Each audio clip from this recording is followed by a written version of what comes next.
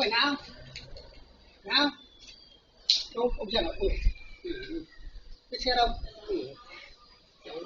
rồi hết người rồi đi đâu ra đây ông xem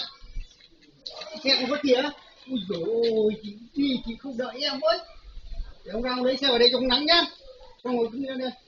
phí làm sao ấy không rồi chị đi chị không cho em nó theo nó không có biết đâu thôi chị đi ở đây